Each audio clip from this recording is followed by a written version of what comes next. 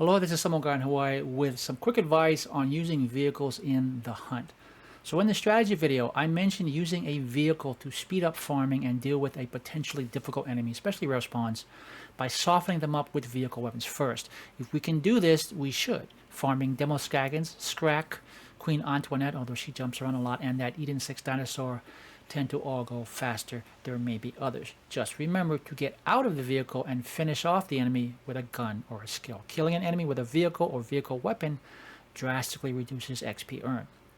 On the subject of exiting a vehicle, specifically outrunners and cyclones, when we get into the groove of doing a particular farm, and that farm involves taking a vehicle part of the way, we normally want to exit the vehicle on a particular side, normally the side closest to our objective, or whatever direction we want to go in at that point. How do we ensure that happens? Simple. Right before we reach the point where we want to jump out, we switch our POV towards the side from which we wish to exit. Okay, it looks like this. I want to exit from the right side of the vehicle, so right before I hit the exit button, I look right. Works on mouse and keyboard and controller. It only shaves a second or three off the run, but if RNG is being a pain, that time adds up, and it just feels more efficient, because it is. Okay. Also, the fastest of the three regular game vehicles by far is the Cyclone, but it's also the squishiest and least well armed when it comes to softening up enemies, so keep that in mind. It's still my vehicle of choice as soon as it becomes available not long after reaching Promethea. The Technical can be unlocked even sooner via Hijack or after Ellie's biofuel mission, but I know of no one who prefers this vehicle with its powerful but touchy to aim turret launcher. The Outrunner offers a nice mix of both speed, maneuverability, and firepower. Okay. All three have upgrades to boost armor and weapons, but getting them requires hijacking or discovering specialized versions, actions which normally do nothing to progress the story or directly farm hunt items. Anyone who stops to do that does not understand the strategy. Those are the three regular in-game vehicles. The Jet Beast in DLC 3 you either love or hate, but are stuck with. I happen to really like the mortar weapon, although again we have to detour from our main objective to get it. Okay.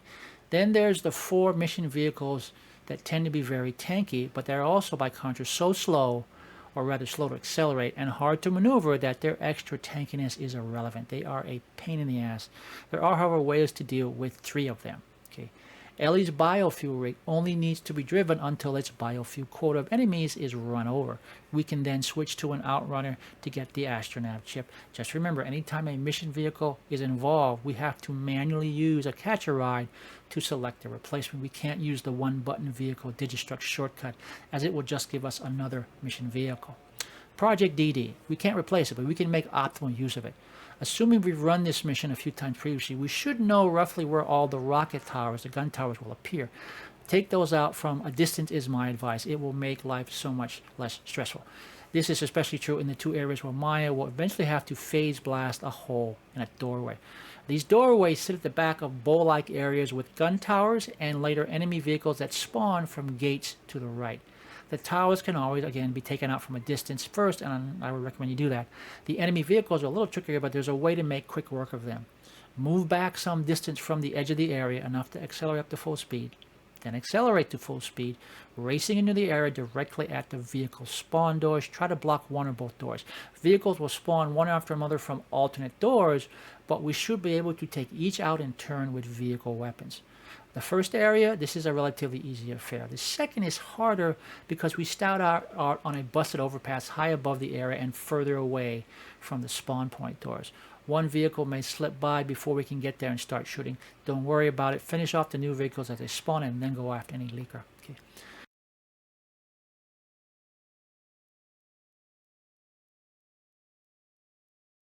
Big Donnie's Golden Chariot, which we need to get into Carnivora, is the one vehicle we are just stuck with. Fortunately, the run back to Carnivora's entrance is not that long. Okay. Last but not least is Vaughn's Technical, which the game expects us to run the length of Sandblast Scar amidst gun towers and annoying enemy chase vehicles.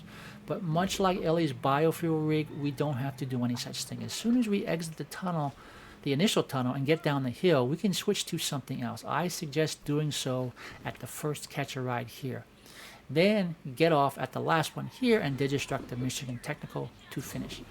This run you might want to practice. This is my latest practice run, and except for running into the side of a hill once and accidentally moving to the gunner position at the very end, it's perfect.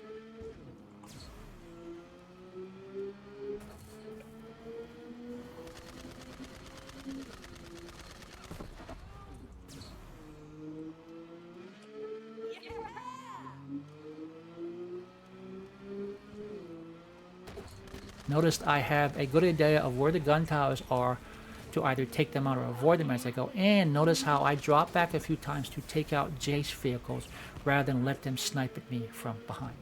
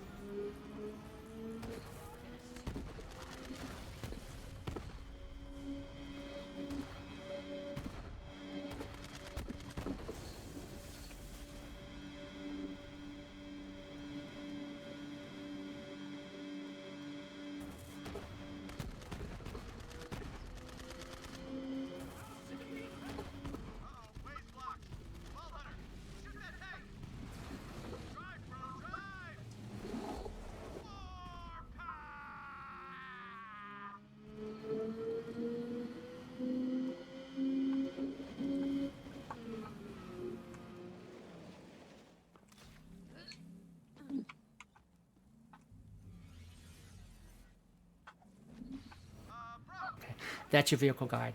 Happy hunting. Like, comment, subscribe. Stay safe. Thanks for watching.